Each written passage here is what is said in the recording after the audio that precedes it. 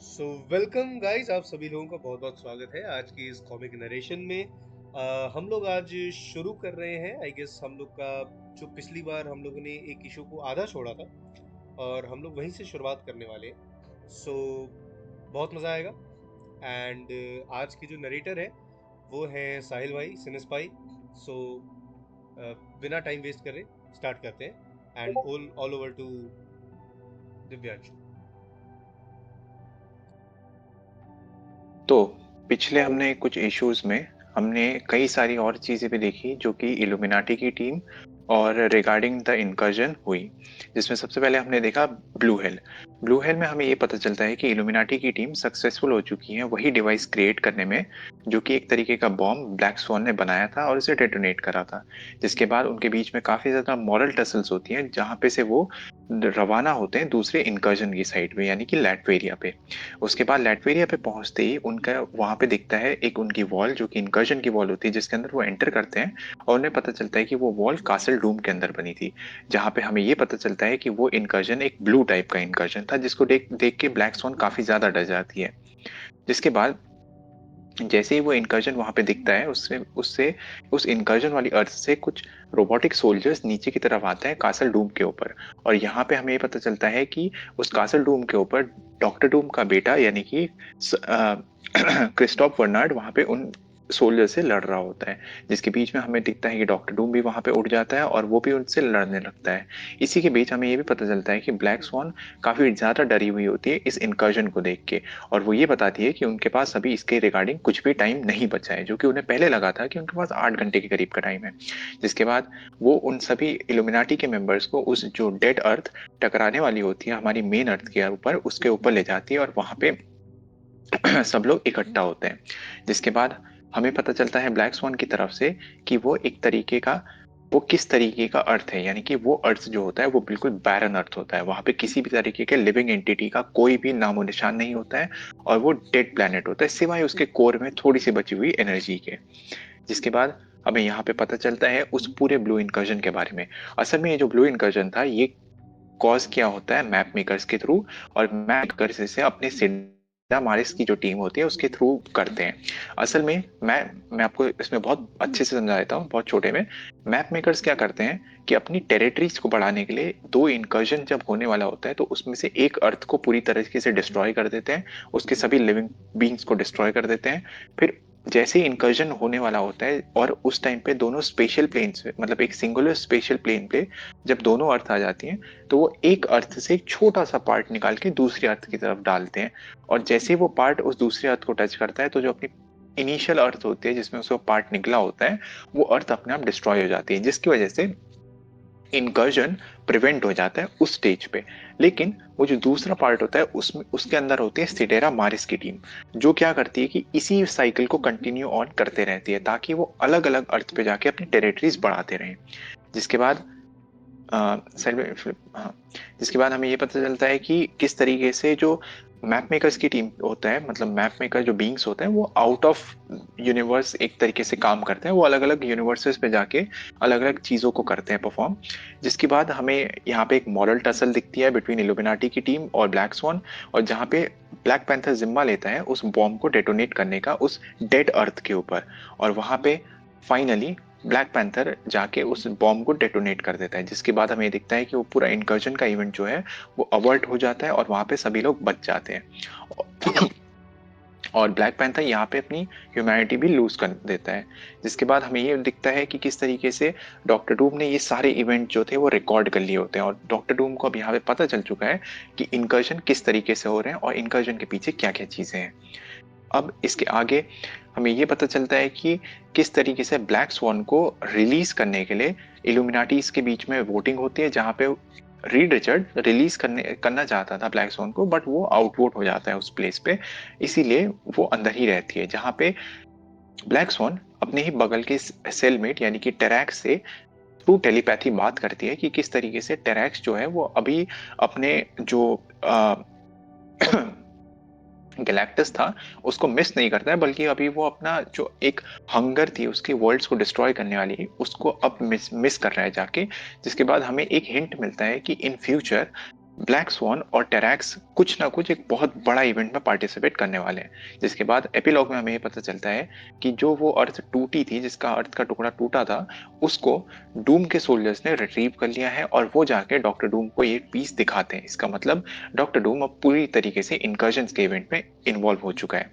जिसके बाद हमें दिखता है एक नया इशू, यानी कि Zen and the art of cosmology, जहाँ पे हम कैप्टन यूनिवर्स के बारे में काफी सारी चीजें जानेंगे कि किस तरीके से कैप्टन यूनिवर्स जो होता है वो एक ऐसा बीइंग है जिसको हम मदर की तरह जानते हैं। मदर यानी कि पूरा यूनिवर्स का एक फॉर्मेशन, जो कि एक होस्ट के ऊपर अपना सिम्बियोट की तरह चढ़ा होता है। और उससे बात कर रहा होता है यहाँ पे जाके शैंग-ची। शैंग-ची उससे कई सारी मोरालिटी और काफी सारी यूनिवर्स की चीजों के ऊपर डिबेट करता है, काफी सारी चीजों के बारे में जानता है। लेकिन वो यहाँ पे स्पेसिफिकली कैप्टन यूनिवर्स से कहता है कि वो कैप्टन यूनिवर्स से नहीं बात करना चाहता है, बल्कि वो उसके अंदर जो होस्ट होती है उससे बात करना चाहता है। और वो उसके लिए वहां पे पाए लेके आता है, और ये काम Steve Rogers, sorry, Tony Stark और डॉक्टर स्ट्रेंज ने शैंग-ची को दिया होता है, क्योंकि वो स्पिरिचुअली सबसे आसानी से उसके साथ कनेक्ट कर सकता था। जिसके बाद कैप्टन यूनिवर्स उस होस्ट को पूरा कंट्रोल देती है, और वहां पे वो होस्ट ये बताती है कि उसे कुछ भी याद नहीं है कई सारी चीजों के बारे में। जिसके बीच में ही हमें स्पाइडरमैन स्पाइडरमैन, कैनन बॉल और एक और उनके साथी का एक इंटरेक्शन दिखता है, जहाँ पे वो काफी एक तरीके का कॉमेडिक इंटरेक्शन था उनके पहले, सबसे पहले इंटरेक्शन के तौर पे, जहाँ पे स्पाइडरमैन उनमें से एक का खाना खा लेता है, और उसके बीच में वो थोड़ा सा सार्केस्टिकली उनसे रूड होने का बिहेव करता है, बट वो उसमें भी सक्सेसफुल नहीं हो पाता है। जिसके बाद बैक टू स्विच होते हैं हम लोग शैंग-ची और कैप्टन यूनिवर्स के डिस्कशन के बीच में, जहाँ पे शैंग-ची फोकस करवाता है कैप्टन यूनिवर्स से कि वो है कौन, यानी कि वो अपना जो पास्ट की जो मेमोरी भूल चुकी है उसे याद करने की कोशिश करे। जहाँ पे उसकी होस्ट याद करती है कि उस अपना नाम याद करती है, और साथ ही साथ वो ये भी याद करती है कि किस तरीके से वो अपने जो अर्लीस्ट मेमोरीज उसके पास है उसमें वो एक एक्सीडेंट में ऑलमोस्ट इन्वॉल्व होने वाली थी, और उसकी बैक सीट पे बैठी थी उसकी बेटी। अब इसके आगे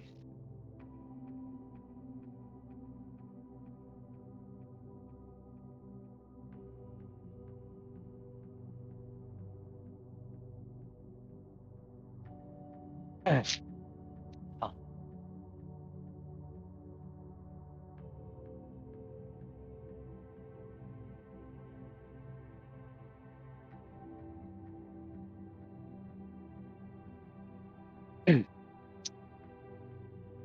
you're going to have to do something about those children, Stark. What children? The annoying, ill-mannered ones. I need more. Bomb Boy and Solar Flare. I think you mean Cannonball and Sunspot. What did they do this time? We were in the kitchen and they decided to rather rudely confront me about eating the leftovers in the refrigerator. Was it your food? No. Was it theirs? Possibly. It was an honest mistake. My point. I think the point is that I won't be spoken to that way by infants. Then don't eat their food. And gibberish. Gibberish to you as well. Can he understand what I'm saying? I'm making a solid progress on my translation package. But no, I don't think so. You're a super freak.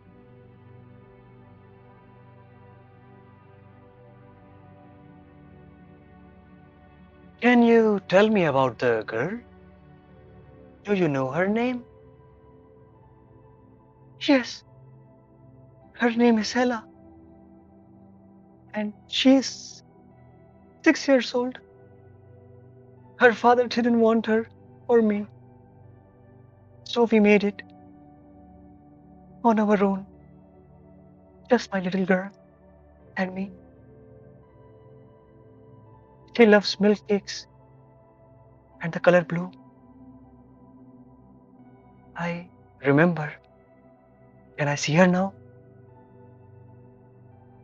Tamara, I need you to tell you something, and I want you to try and remain calm. Listen and try to understand what I'm saying. I already know.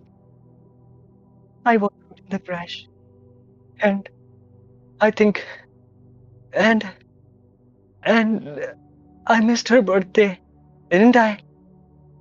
7 is her favorite number, and I promised I want to see her.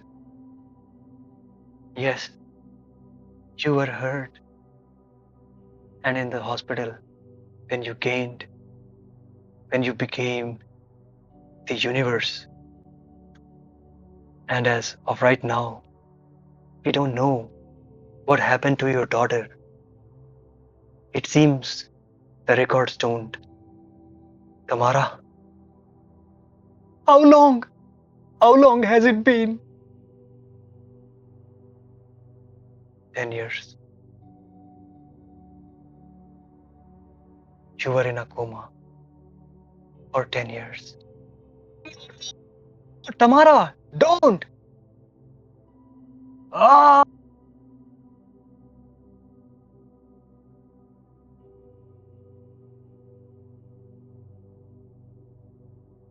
There was nothing, followed by everything.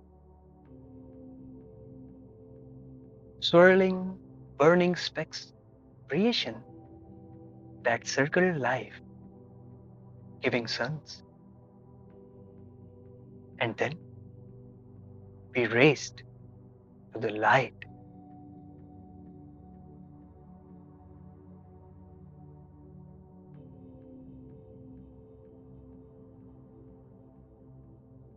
The host is broken. Everything is broken. I don't understand. This place, Earth, is significant, and the axis around which the multiverse spins. Here, the life and death of everything will be decided. So it is here I needed to become sentient. Why Tamara? Why her? Because she is broken. Because she is dying. Just as I am. I don't understand. As is, the program should be able to decode this.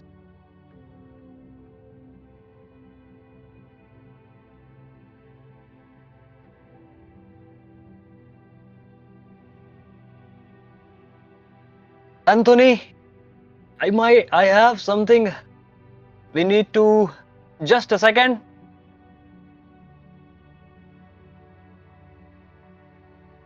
I'm right on the verge of figuring out. Hey, you can understand him? Do it again. What do you mean? Repeat what you just said. Say it again.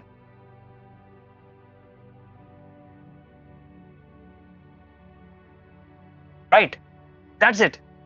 You understand him. You know his name. Blackwheel. Right. Blackwheel. Yes, Anthony Stark. I know his name. But clearly you and your machines do not. His name is not Blackwheel. It's Night Mask. तो issue को continue करते हुए हमें एक conversation दिखती है between Spiderman, Tony Stark और currently हमारे पास जो एडम है जिसका नाम ब्लैकवेल बताया जाता है उसके बीच में। तो यहाँ पे स्पाइडरमैन अपनी पुरानी इंटरेक्शन के बाद यही कहता है टोनी से कि वहाँ पे कुछ बच्चे हैं, यानी कि नए मेंबर्स हैं अवेंजर्स के, जो स्पाइडरमैन से अच्छे से बात नहीं कर रहे होते क्योंकि उसने उनका खाना ले लिया होता है। तो यहाँ पे एक थोड़ी कॉन्वर्सेशन होती है बिटवीन टोनी और स्पाइडरमैन, जिसके बाद हमें ये पता चलता है कि टोनी एक तरीके का ट्रांसलेटर डिवाइस बना रहा होता है फॉर ब्लैकवेल, यानी कि एडम की लैंग्वेज को सीखने के लिए। जिसके बाद हमें सीन दिखाया जाता है शैंग-ची और तमारा के बीच में। तमारा यानी कि कैप्टन यूनिवर्स की जो करंट होस्ट उसके बीच में, जहाँ पे शैंग-ची जो तमारा ने उसको डिटेल्स दी थी अपने एक्सीडेंट की, वो सब सुनता है और उसके बाद शैंग-ची तमारा से कई सारी बातें करता है, जिसमें तमारा ये बताती है कि उसकी बेटी जो थी, उसका बर्थडे आने वाला था और तमारा उसकी बेटी के लिए बर्थडे में जा रही होती है अपने व्हीकल से, और वो ये भी बताती है कि उसका जो हस्बैंड था, उससे तमारा की बेटी और तमारा से कोई भी इंटरेस्ट नहीं था। तो इसके बाद शैंग-ची ये रिवील करता है कि तमारा काफ़ी समय से कोमा में थी, यानी कि 10 साल से वो कोमा में थी। लेकिन उसकी बेटी का अभी भी किसी को कुछ नहीं पता था कि वो कहाँ पे गई। जिसके बाद तमारा अनस्टेबल हो जाती है, वो काफ़ी दुखी हो जाती है और वो दोबारा से कैप्टन यूनिवर्स पे टर्न हो जाती है। जिसके बाद कैप्टन यूनिवर्स एक अपना मोनोलॉग देती है कि कैसे एक टाइम पे कुछ भी नहीं था, फिर सब कुछ था, फिर सारी एनर्जी इकट्ठा होती है और वो यूनिवर्स में बदलती है, और जिसमें शैंग-ची कैप्टन यूनिवर्स से ये भी पूछता है कि कैप्टन यूनिवर्स ने तमारा को ही क्यों चुना, जिसके में कैप्टन यूनिवर्स ये रिप्लाई देती है कि तमारा एक तरीके से वहां पे एक ऐसा बीइंग मिला उसे जो कि मर भी रहा था और साथ ही साथ वो टूटा भी हुआ था, और वो ये भी बताती है कि क्यों सिर्फ कैप्टन यूनिवर्स अर्थ में ही सेंचिएंट बनती है। अब मैं आपको एक ट्रिविया देता हूँ। जैसे डीसी कॉमिक्स के अंदर उनका जो करंट यूनिवर्स होता है ना, उसका सेंटर अर्थ होती है, उसी तरीके से मार्वल की इस स्टोरी लाइन के दौरान भी, यानी कि टाइम रन्स आउट और सीक्रेट वॉर्स के दौरान भी अलग अलग यूनिवर्सेस जो कि मल्टीवर्स में होते हैं ना, उनकी जो एक्सेस होती है, एक्सेस का मतलब एक इमेजिनरी लाइन जो उनके सेंटर से जाती है यूनिवर्स के, जिसके अराउंड वो या तो रिवॉल्व कर सकता है या फिर वो रोटेट कर सकता है। ठीक है, उस इमेजिनरी सेंट्रल लाइन में बीच में जो ऑब्जेक्ट आता है या फिर प्लैनेट या फिर जो भी जगह आती है, वो हमेशा अर्थ होती है हर एक यूनिवर्स के अंदर। इसीलिए इनकर्जन के दौरान अर्थ इतनी ज्यादा इंपॉर्टेंट होती है, और इसीलिए सिर्फ अर्थ के टकराने की वजह से ही दो यूनिवर्सेस बर्बाद हो जाते हैं, क्योंकि टेक्निकली वो एक तरीके से पूरे यूनिवर्स का सेंटर पीस है। यानी कि आप सेंटर पीस को ही अगर डिस्ट्रॉय कर दोगे एक यूनिवर्स के, तो पूरा यूनिवर्स कोलैप्स कर जाएगा। इसीलिए कैप्टन यूनिवर्स भी अर्थ के ऊपर ही सेंटियंट फॉर्म में आ सकती है, वो एक सेंटियंट बीइंग के फॉर्म में लेती है, यानी कि उसने तमारा को इसीलिए चुना होता है यहाँ पे। जिसके बाद ये सारी कन्वर्सेशन होने के बाद शैंग-ची और कैप्टन यूनिवर्स टोनी स्टार्क के पास जाते हैं उसकी लैब में, जहाँ पे वो अपने ट्रांसलेटर के ऊपर काम कर रहा होता है, और टोनी ये बताते हैं कि उसे यहाँ पे एक बहुत बड़ा ब्रेक थ्रू मिलने वाला है, जिसके बीच एकदम से हमें दिखता है कि किस तरीके से कैप्टन यूनिवर्स उस आदमी यानी कि एडम, जिसे हम ब्लैक व्हेल के नाम से जानते हैं अभी तक, उससे बात कर लेती है, जिस पर टोनी बहुत शॉक होता है कि वो किस तरीके से ये चीज कर पा रही है, और उसे ये भी पता चलता है कि वो समझ सकती है कि ब्लैक व्हेल क्या बोलना चाह रहा है। जिसके बीच में वो टोनी से पूछता है कैप्टन यूनिवर्स से कि हमें बताओ कि ब्लैकवेल क्या बोल रहा है और क्या ब्लैकवेल ही उसका नाम है। जिसके बीच हमें ये रिवील होता है कि असल में ब्लैकवेल उसका नाम नहीं है, उसका नाम है नाइट मास्क, जो कैप्टन यूनिवर्स उन्हें बताती है। क्यों? क्योंकि वो दोनों एक दूसरे से कम्युनिकेट कर सकते थे, और वो भी इसीलिए क्योंकि कैप्टन यूनिवर्स ने एक्स नाहिलो को बनाया था। स्टार्टिंग के इश्यूज में हमें पता चलता है ये चीज, और एक्स नाहिलो ने ही इस एडम को प्रोड्यूस किया है, इसी वजह से वो दोनों एक दूसरे से बात कर सकते हैं। अब इसके आगे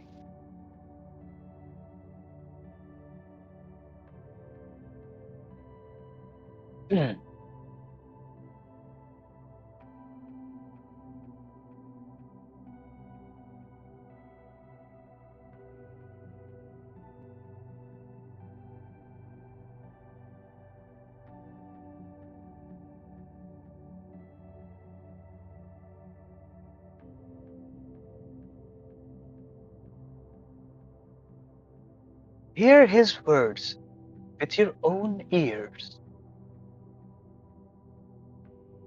The system is broken. It's coming.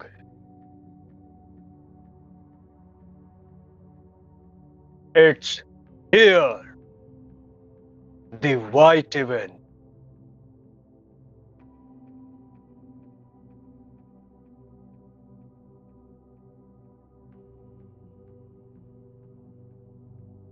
The white event.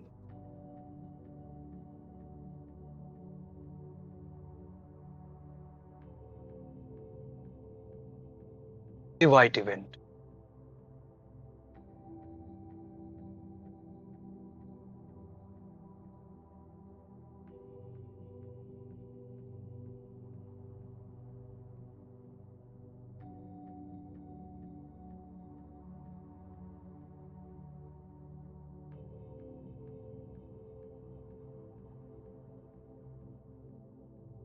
The last white event.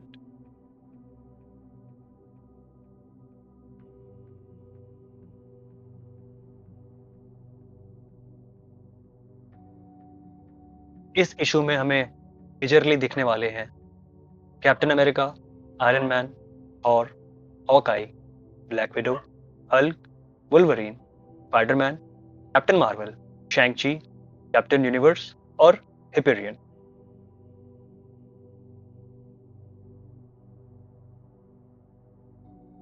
The Superflu, Universe 7109.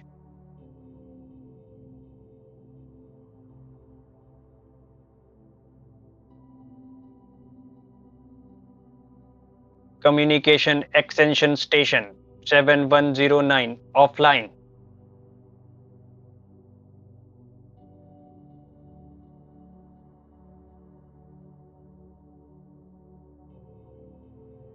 (3278) offline. 16908 offline. 219 offline. 4 more in the last minute caretaker, totaling 29,712 in the last hour.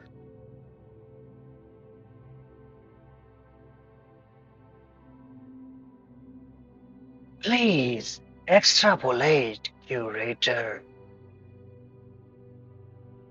3367 offline. If the rate of acceleration remains constant, we will lose the entire communication extension fleet in the next half triad. Outside of the web, it is impossible to determine whether or not the superstructure will maintain integrity. 2187 offline. 27861 offline.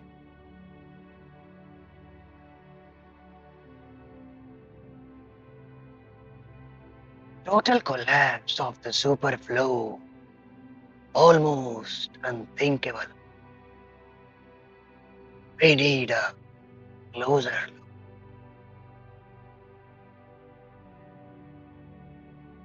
Should I also alert the no? Not until we know more. Take us in. Dropping into dream space. The nexus of all superfluos. The central web.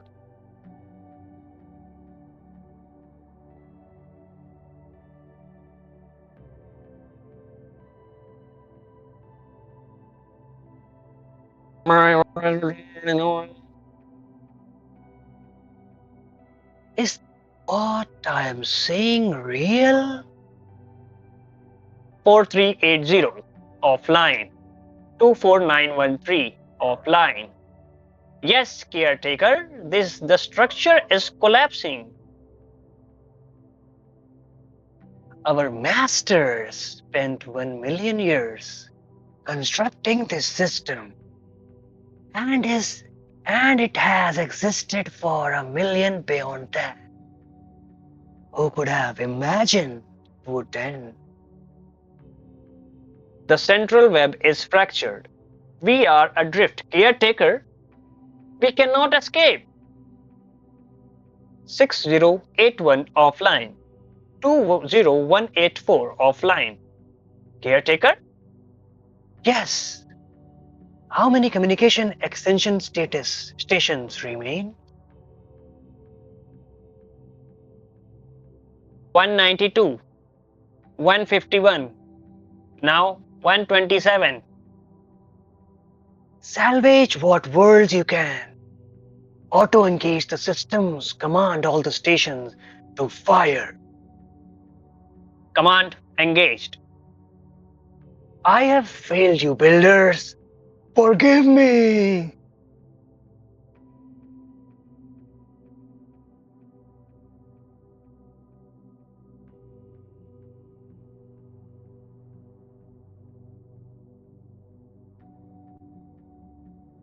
The superflow of universe 69001.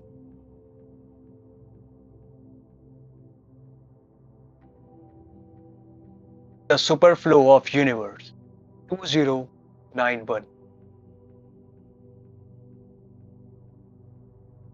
The Superflow of Universe 3281809.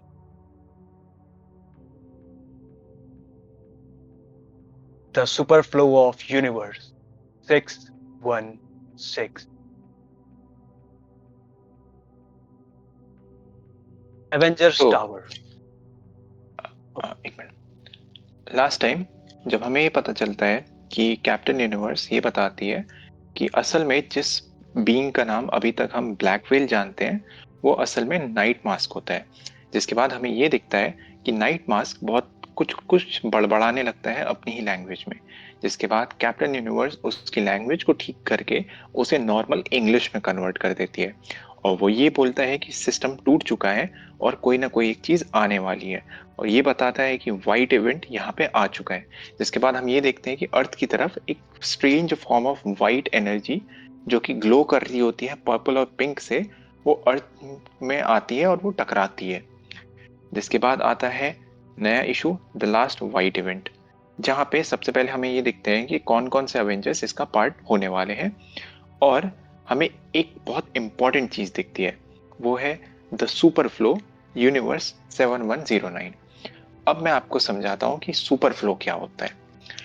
असल में जैसे आप सभी को एक थोड़ा बहुत पता होगा कि जिस तरीके से डीसी कॉमिक्स होती हैं, डीसी कॉमिक्स में स्पीड फोर्स से फ्लैश को अपनी पावर्स मिलती हैं, ठीक है, और स्पीड फोर्स को बताया जाता है एक ऐसा डिमेंशन या फिर एक ऐसा स्पेस जो कि अलग अलग यूनिवर्सेस के बीच में फ्लो कर रहा होता है।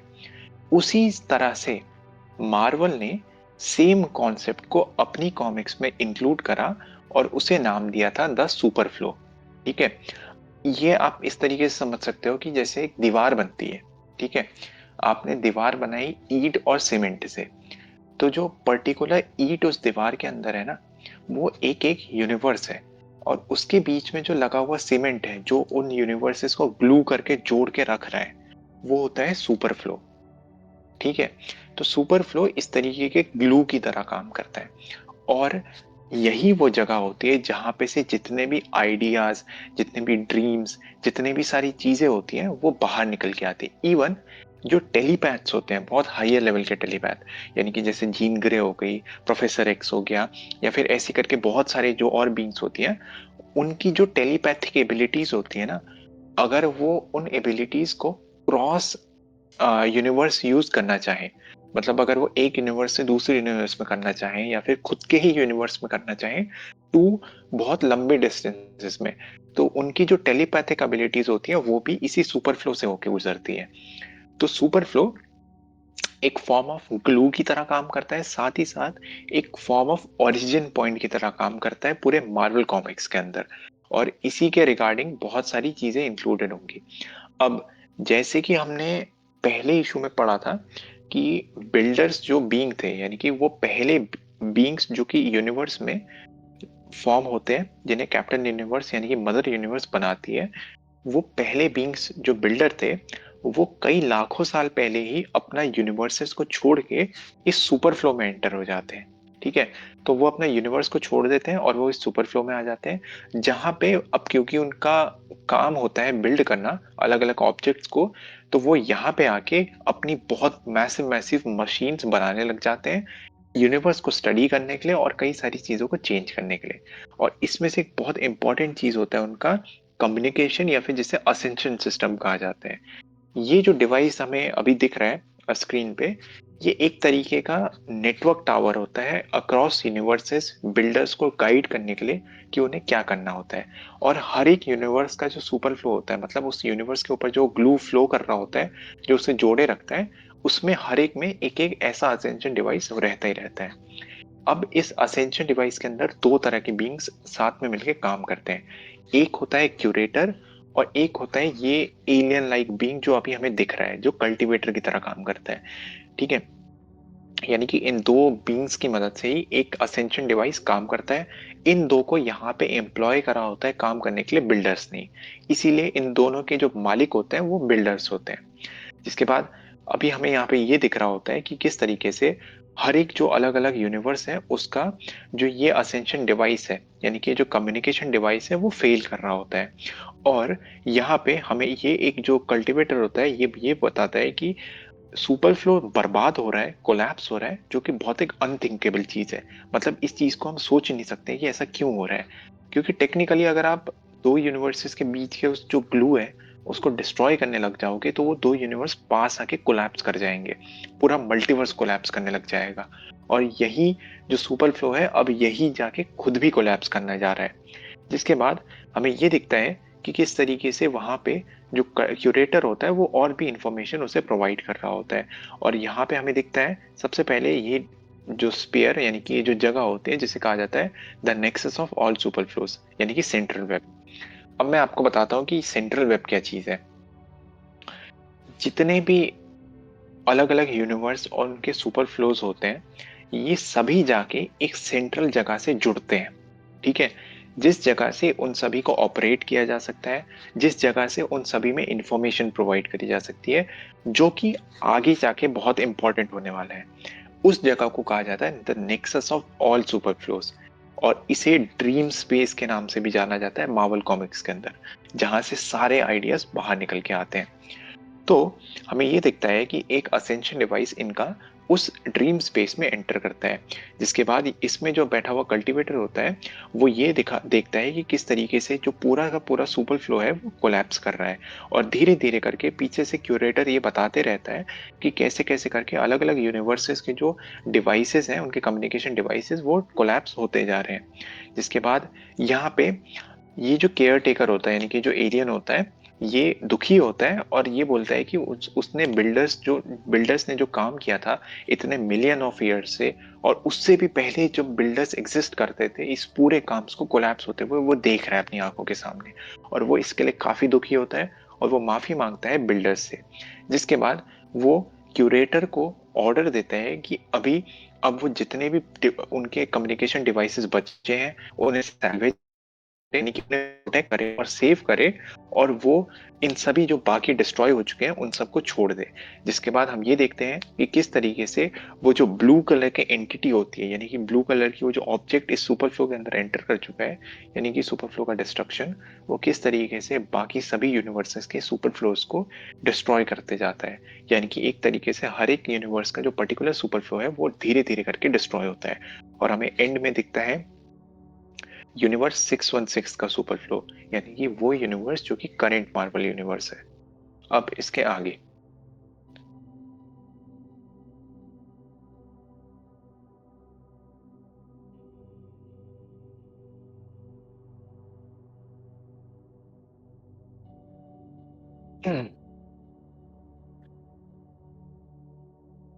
Avengers Tower. Now,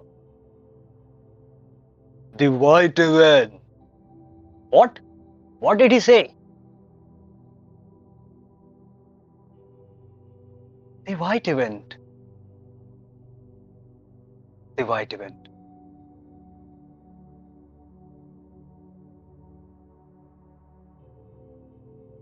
My God!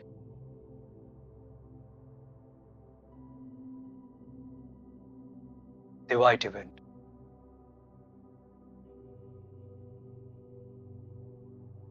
The White Event.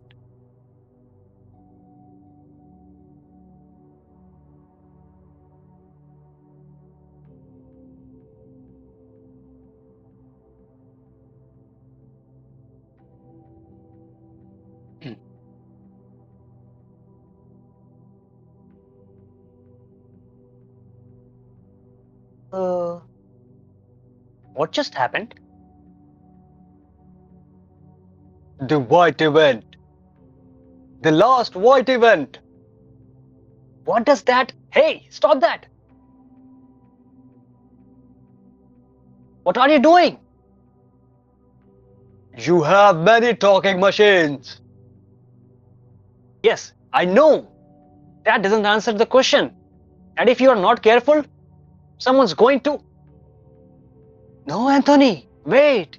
I think he knows what he's doing. Is that right? He was made to be one thing and became something else. Tell them.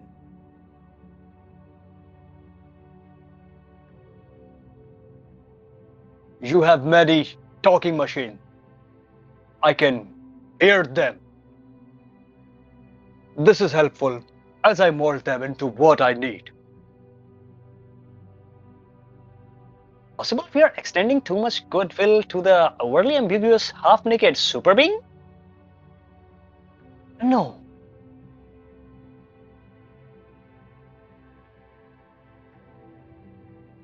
You have to tell me. You have to tell us what you're doing. Maybe we can help? I have to find the others.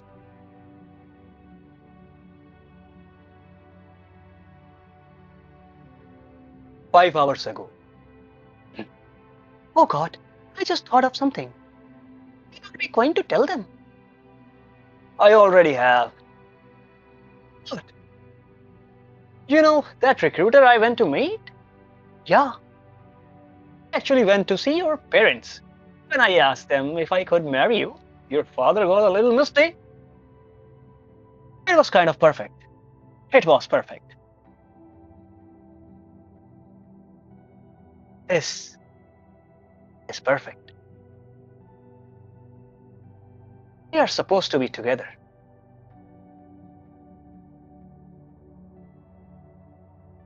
A white event occurs when a world is on the verge of ascending on a universal scale. A white event creates, alters, heralds to the shepherd this ascension, and a night mask always acts as a forerunner of the change. I am a night mask.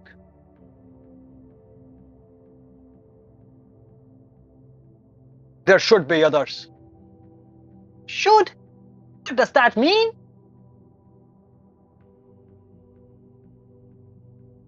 This was not a normal white event. The machine is broken. The universe is broken. 4 hours ago. So what did you do? What do you think I did? I knocked his ass out. Oh man, I wish I would have been there. Sorry man. Oof. I wish I would have been there. Oh, it was embarrassing. But he shouldn't have talked to her that way. He certainly shouldn't have put his hands on her. Yeah. Violence is the last resort of whatever. But come on, you enjoyed it. Okay, maybe a little. I knew it. 3 hours ago. Oh, I'm sorry. I won't be coming home. Over the break, I have to work. My work is very... No, father. You think it's not important because you don't understand it? You don't understand it because you have spent your entire life working at it, acquiring things that others made. Chicken sandwich. I want to build something for myself. I'm sorry. You don't understand that any more than you understand what I'm doing in the lab. No. I'm not being disrespectful. You just... Need to stop hanging up on me. What's he doing now? Tapped into the Starcom network. Looks like he's accessing the global mapping systems and bio-tracking systems. I'm not even sure I want to know how he did that.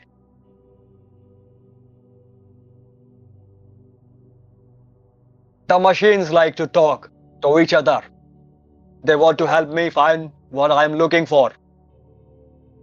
There was supposed to be a justice, a cipher, a star brand. Sometimes there is a Spitfire. There's... Yes, here.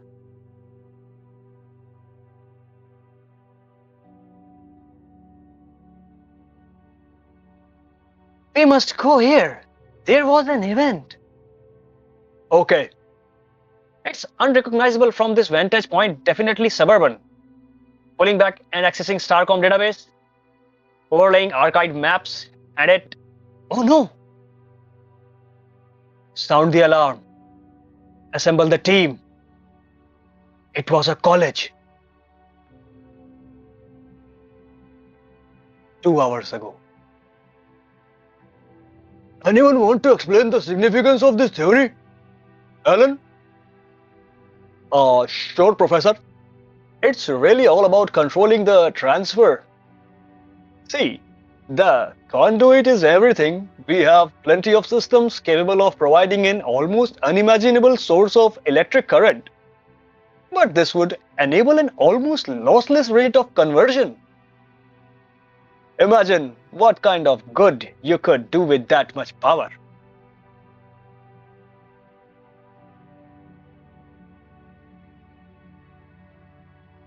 He says it's called a star brand.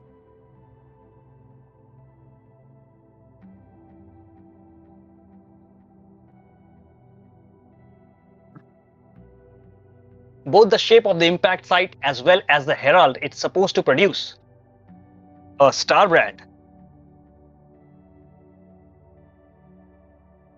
So what's it do beside blow up schools? It's supposed to be some kind of planetary defense mechanism. So it's a machine, a delivery system of some kind. Just a person.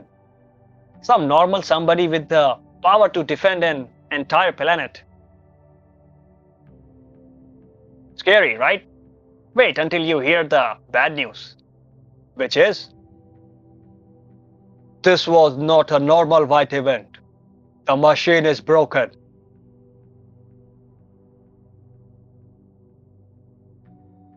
I can't be the only one here that finds them unbelievably irritating. Apparently, there is supposed to be a system in place for selecting a star brand. And it's possible because something went wrong. Those protocols weren't followed. It turns out there was a very good reason for this system existing. No other life signs within a 100-meter radius. Nothing extending the. Got a hit. They are.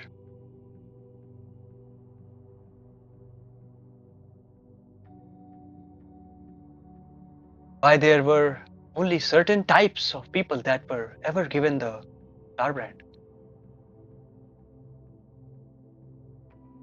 It's a planetary defense system. To properly defend a thing, it requires an amount of energy, equaling what's needed to destroy a thing. Understand? Defending a planet requires having the ability to break one.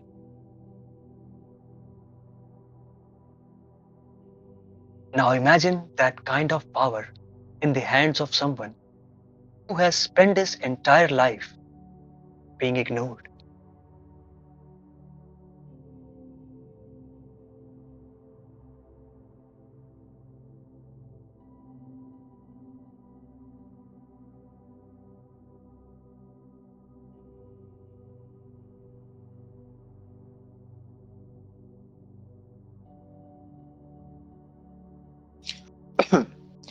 तो जैसे कि हम last time देखते हैं कि सुपरफ्लो के अंदर एक चीज सारे के सारे जो सिस्टम्स होते हैं बिल्डर्स के बनाए हुए उन्हें डिस्ट्रॉय कर देती है, जिसके बाद ये दिखाया जाता है दोबारा से सीन अवेंजर्स और नाइट मास्क के बीच का, जब पिछली बार हुए एक वाइट इवेंट की वजह से नाइट मास्क धीरे धीरे चेंज होने लगता है और हमें ये पता चलता है कि यहाँ पे एक वाइट इवेंट होने वाला है, जिसके बाद हम सभी का रिएक्शन देखते हैं उस वाइट इवेंट की तरफ और ये भी देखते हैं कि किस तरीके से नाइट मास्क चेंज हो चुका है, उसकी पूरी फॉर्म चेंज हो जाती है और वो ये बताता है कि यहाँ पे आखिरी वाइट इवेंट हो चुका है, जिसके बाद वो टोनी स्टार्क की बनाई हुई जितनी भी मशीन्स होती है उनसे बात करने लगता है, यानी कि वो मशीन उसके लिए उस पॉइंट पे सेंशियंट होती है, जहाँ पे वो ये बताता है कि वो उन मशीन से बात कर सकता है और वो मशीन उसका साथ दे रही हैं जितनी भी चीज़ें यहाँ पे होती हैं उनको अच्छे से एग्जीक्यूट करने में।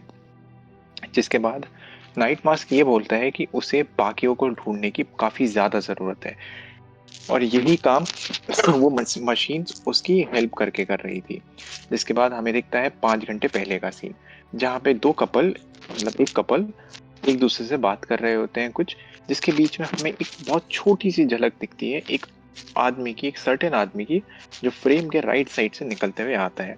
जिसके बाद हम देखते हैं दोबारा से अवेंजर्स और नाइट मास्क को बात करते हुए, जहाँ पे हमें पता चलता है इस वाइट इवेंट के बारे में।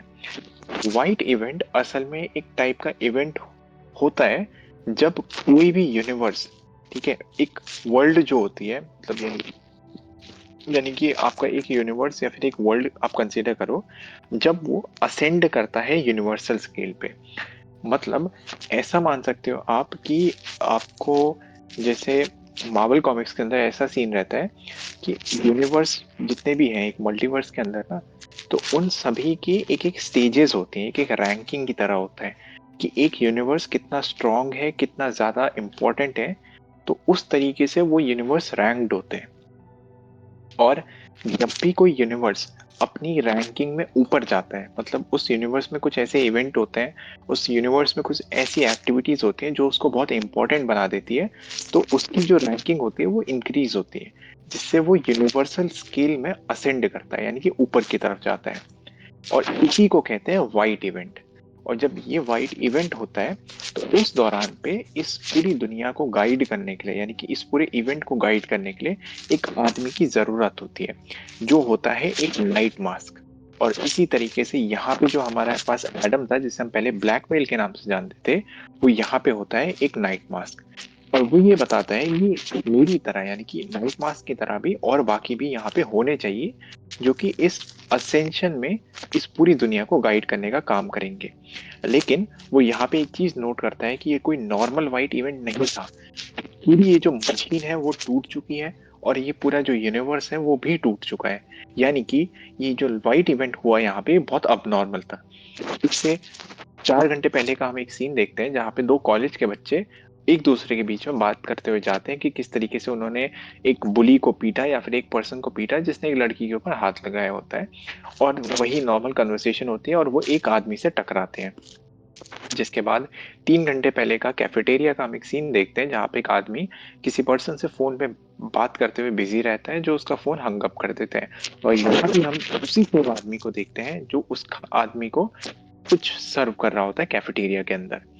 जिसके बाद अब दोबारा से सीन आता है अवेंजर्स और नाइट मास्क के ऊपर, जहाँ पे हमें ये दिखता है कि नाइट मास्क जो है वो टोनी स्टार्क का जितना भी टेक होता है उसको बहुत आसानी से यूज कर पाता है। और वो जो स्टार्क का नेटवर्क होता है, यानी कि टोनी स्टार्क का कम्युनिकेशन नेटवर्क होता है, उसको एक्सेस कर लेता है, जिसकी वजह से वो एक पूरे ग्लोब में एक मैपिंग सिस्टम और एक बायो ट्रैकिंग सिस्टम को एक्टिवेट कर देता है। मतलब वो किसी एक सिंगल पर्सन को या फिर मल्टीपल पर्सन को लोकेट करने की कोशिश कर रहा था नाइट मास्क। जिसके दौरान वो ये बताता है कि जितने भी मशीन्स हैं वो नाइट मास्क से उसकी एबिलिटी के थ्रू बात कर सकती हैं। और वो ये बताता है कि यहाँ पे एक स्टार ब्रांड के होने की बहुत ज्यादा जरूरत थी। यानी कि इस वाइट इवेंट के बाद, जिसको नाइट मास्क कैरी करता है, उसके बाद यहाँ पे जो सेकंड मोस्ट इम्पोर्टेंट बीइंग आता है उसे कहा जाता है एक स्टार, या फिर उसी का एक छोटा वर्जन होता है जिसे कहते हैं स्पिटफायर।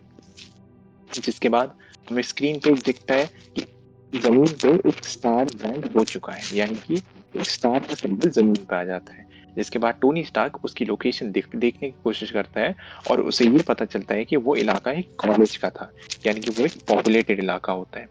और 2 घंटे पहले हम वहीं पे इस कॉलेज के अंदर एक लेक्चर के दौरान एक आदमी को फ्री एनर्जी जो होती है उसके बारे में बात करते हुए देखते हैं अपने प्रोफेसर के साथ, और ये बता देखते हैं कि किस तरीके से वो एक अच्छा आदमी होता है वहाँ पे। और नेक्स्ट सीन में हम ये देखते हैं कि जितनी भी अवेंजर की टीम होती है सभी लोग उस स्टार ब्रांड का पीछा करते हुए चले जाते हैं उस जगह पे, यानी कि उस कॉलेज की जगह पे। और हमें ये पता चलता है कि स्टार ब्रांड असल में एक तरीके का प्लैनेट का डिफेंस मैकेनिज्म का सिस्टम की तरह काम करता है। मतलब वो डिफेंस के तौर पे काम करता है उस सिस्टम के ऊपर, जिसके और वो जो स्टार ब्रांड जिस भी आदमी के पास उसकी पावर होगी, वो असल में उस प्लैनेट को डिफेंड करने का काम करेगा उस जगह पे। इसका मतलब यहाँ पे एक अच्छी न्यूज थी अवेंजर्स के पास और एक बुरी न्यूज थी। अच्छी न्यूज ये थी कि स्टार ब्रांड इस अर्थ पे आ चुका है। बुरी न्यूज ये होती है कि वो जो इवेंट हुआ है वो बहुत गलत तरीके से प्ले आउट हुआ है। यानी कि स्टार ब्रांड इस तरीके से नहीं बनना चाहिए था।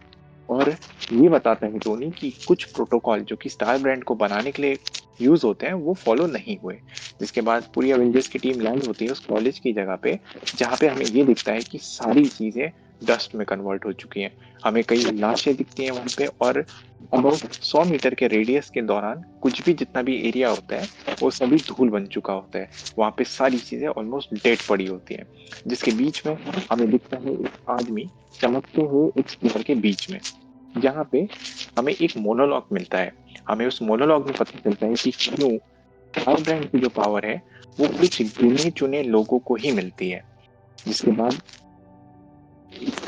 ये भी हमें पता चलता है कि इसका एक रीजन है कि ये गिनी चुनी पावर, मतलब ये पावर किन्हीं गिनी चुने लोगों को दिखती है।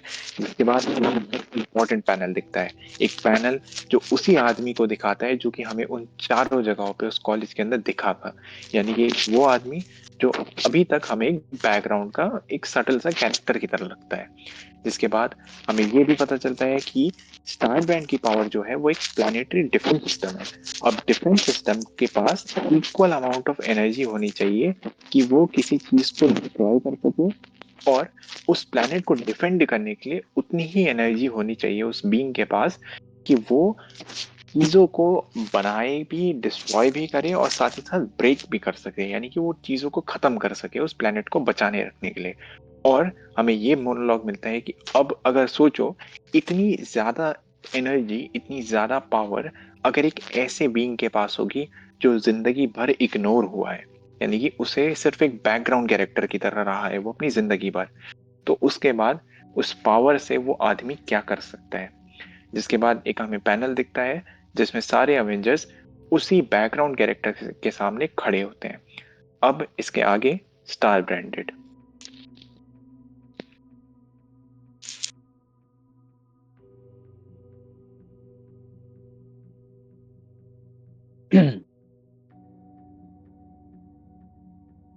Star branded.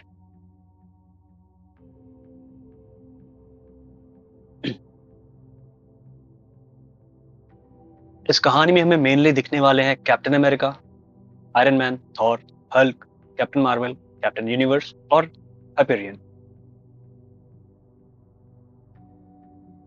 Oh man.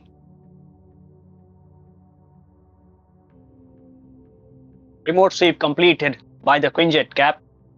We've got a dead zone with a 1 mile radius. If you're going to... No. Look at him. He's just a boy.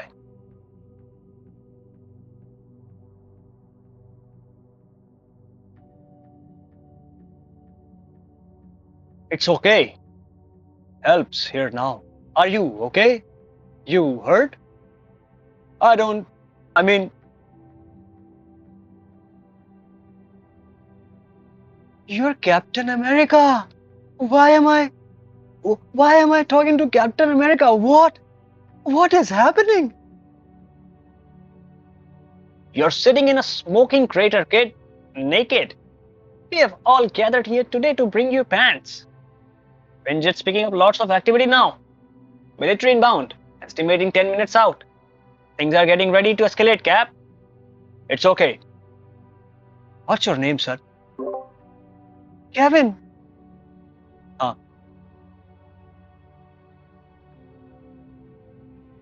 हाँ हाँ कर लेंगे। क्योंकि स्टार ब्रांडेड जो अभी इशू आएगा ना, इसमें प्रॉपर ओरिजिन होगी और उसके बाद पूरा अवेंजर्स की टीम में शामिल होना होगा, सब कुछ रहेगा। ठीक है। तो अभी तक यानी कि इन पुराने 2 इश्यूज में हमने कई सारी चीजें देखी। हमने ये देखा कि किस तरीके से कैप्टन यूनिवर्स की जो बैक स्टोरी थी वो कितनी ज्यादा सैड थी, कि वो ऑलरेडी कुछ समय तक कोमा में रही थी और उसके बाद उसकी बेटी का भी लापता हो चुकी थी, यानी कि उस बेटी का भी कुछ पता नहीं था। जिसके बाद हमें ये भी पता चलता है कि किस तरीके से कैप्टन यूनिवर्स इस बीइंग यानी कि एडम से बात कर सकती थी। वो एडम से बात भी कर सकती थी और साथ ही साथ वो ट्रांसलेट भी करवा देती है उसकी बात को, जिससे हमें ये पता चलता है कि उस बीइंग का नाम असल में नाइट मास्क होता है। इसके बाद नाइट मास्क के थ्रू हमें पता चलता है व्हाइट इवेंट के बारे में, जहाँ पे नाइट मास्क ये समझाता है कि व्हाइट इवेंट एक ऐसा इवेंट होता है जब एक यूनिवर्स, एक वर्ल्ड जो होता है वो अपने स्केल पे एक्सटेंड करता है, यानी कि आगे की तरफ बढ़ जाता है। और इस व्हाइट इवेंट के दौरान दो बीइंग्स का फॉर्मेशन होता है, पहला एक नाइट मास्क और दूसरा एक स्टार ब्रांड का। इसी व्हाइट इवेंट के दौरान हमें ये भी पता चलता है कि सुपर फ्लो के अंदर जो बिल्डर्स के बनाए हुए स्ट्रक्चर थे वो धीरे धीरे करके हर एक यूनिवर्स के डिस्ट्रॉय होते जा रहे हैं। यानी कि एक ऐसा इवेंट हो रहा है, यानी कि एक ऐसी चीज हो रही है जो कि अनप्रेसिडेंटेड थी, यानी कि ये चीज होनी नहीं चाहिए थी बट स्टिल वो हो रही होती है। जिस दौरान में एक और चीज पता चलती है कि ये जो व्हाइट इवेंट है ये बहुत अनसर्टेन है, क्योंकि ये यहाँ पे एक ऐसा व्हाइट इवेंट हुआ है जो कि रूल्स को फॉलो नहीं कर रहा होता है और ये बहुत अलग तरीके से टेक प्लेस करता है। जिस दौरान हमें ये दिखता है कि इस व्हाइट इवेंट की वजह से एक कॉलेज के ऊपर चीजें खराब हो रखी है, यानी कि उस कॉलेज के ऊपर ये व्हाइट इवेंट स्ट्रक करता है और वहां पे पहला स्टार ब्रांड बनता है।